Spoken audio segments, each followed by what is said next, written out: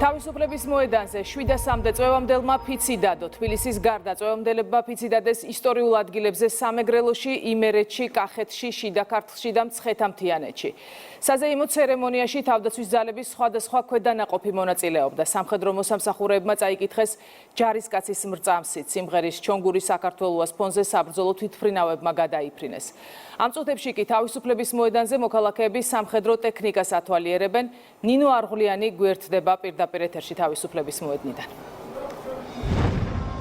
დამოუკიდებლობის დღის აღნიშვნა თავისუფლების მოედანზე გრძელდება. ამ წუთებში მოქალაქეები თავდაცვის სამინისტროს მიერ გამოფენილ საბრძოლო ტექნიკას და შეიარაღებას ათვალიერებენ.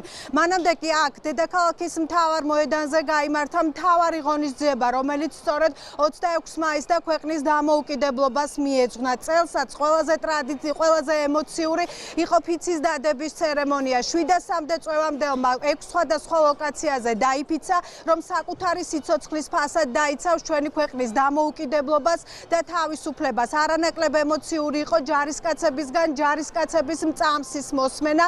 წელსაც საოცარი სანახაობა შემოგთავაზა საბრძოლო მოიერეშე ჩვენფრენებმა, მი-24-მა და სუ-25-მა, რომლებმაც თბილისის ცაზე საქართველოს დროშა დახატეს.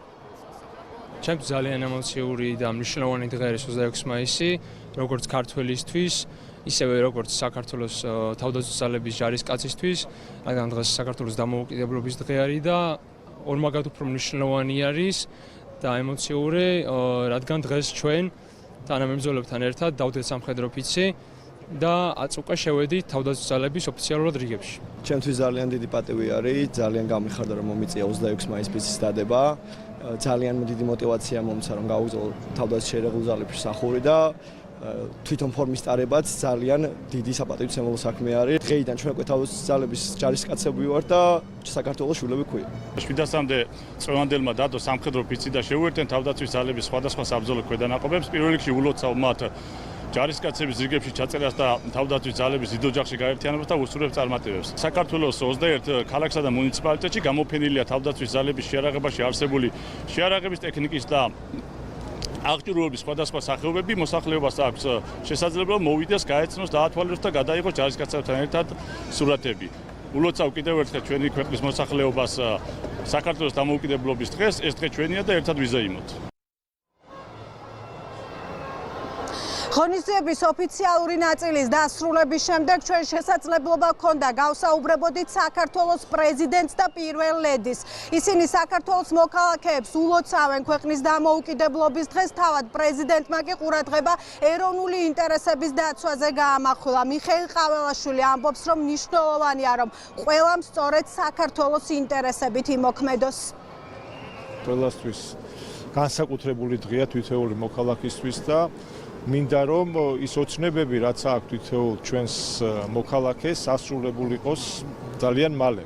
ჩვენ ვართ თანმიმდევრულები ჩვენს გადაწყვეტილებებში და მაგ განცდა რომ ეს ყველაფერი ძალიან მალე შესრულდება, რომ იქნება საქართველოს ერთიანი, ძლიერი. ვიმედოვნებდი, რომ ის ადამიანები, რომლებსაც განსხვავებული აზრი აქვთ, შემოიფარგლონ ეროვნულ ინტერესებთან დაკავშირებით. ჰქონდეთ განსხვავებული აზრი, მაგრამ დააკვირდნენ, რომ არ ჰქონდეთ მათ სახელმწიფოს წინააღმდეგ მიმართული ქმედებები. რადიკალური ოპოზიციის მთა, რომელიც გავლენას ახდენს, მე ყველაზე მეტად გული მტკივა ახალგაზრდებზე, მოზარდებზე. ჩვენ ხომ ნახეთ კამპანიები, როცა სკოლაში შევიდნენ და სკოლის მოსწავლეების კი გამოიყენეს აქციებისთვის. ამაზე მაქვს საუბარი, რომ ვიყოთ გულისხმიერები, გონიერები და პატივი ვცეთ ჩვენს ეროვნულ ინტერესს და აქედან გამომდინარე მივიღოთ გადაწყვეტილებები. დარწმუნებული ვარ, ჩვენი მოქალაქეების უმრავლესობა ამ რეალობაში კარგად არის გარკვეული, მაგრამ რა თქმა უნდა, მე როგორც ყველას პრეზიდენტი მინდა და ვისურვებდი, რომ მათი შეგნებაც ამ რეალობაში იყოს განსაკუთრებული საქართველოს ინტერესებიდან გამომდინარე. გილოცავ დღევანდელ დღეზე ძალიან დიდი იმედი მაქვს, რომ საქართველოს სიყვარულით მაინც შევძლებთ ერთმანეთის სიყვარულს და დამიჯერეთ ვერანაირი მტერი ვერ დაგვამარცხებს. ეს დღე ჩვენია დედაქალაქის მთავარ მოედანზე ზეიმი გრძელდება, რამდენად ხედავს მაყურებელი არ ვიცი, მაგრამ ხალხის ნაკადი არ წყდება თავისუფლების მოედანზე, როგორც დასაწყისში აღნიშნეთ, განსაკუთრებული ინტერესი იწვევს თავდაცვის სამინისტროს მიერ გამოფენილი ტექნიკა და ასევე შეიარაღება. პირდაპირ ეთერში ნინო არღლიანი საუბრობდა.